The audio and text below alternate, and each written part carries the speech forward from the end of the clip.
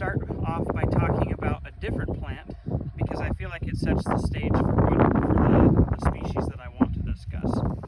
And so many of you may or may not be aware of the species cheatgrass or downy brome. Its scientific name is Brome.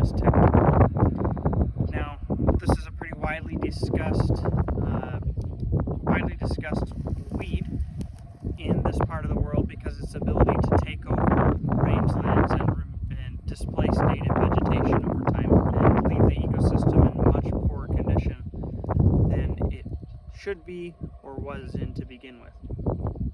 So cheatgrass is a winter annual, meaning that it germinates in the late summer to early fall and then will overwinter and emerge very, very early in the spring.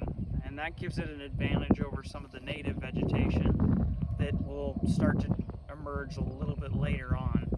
And the reason that this is very beneficial for cheatgrass and other species like it is it gives it the ability to take advantage of nutrients and water that are available early on, making them perhaps less available for the native vegetation.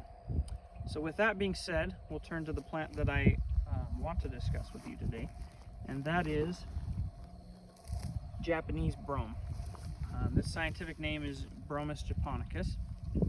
Now this is very, very similar to cheatgrass, and if it were early on, I would take a minute to kind of show you the difference visually, but they're senesced and dried out and dead, so they don't really look a whole lot different. But needless to say, if we were to walk around this place, you would find probably more Japanese brome than you would cheatgrass.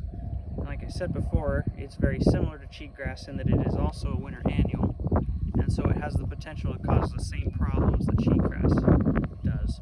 Now, I will just say this is not a state-listed noxious weed or even a county-listed noxious weed, but I would argue that it has as much ability to take over Wyoming rangelands and displace native vegetation as something like cheatgrass or some of the other winter annuals that we're familiar with, such as ventonata or Medusa head.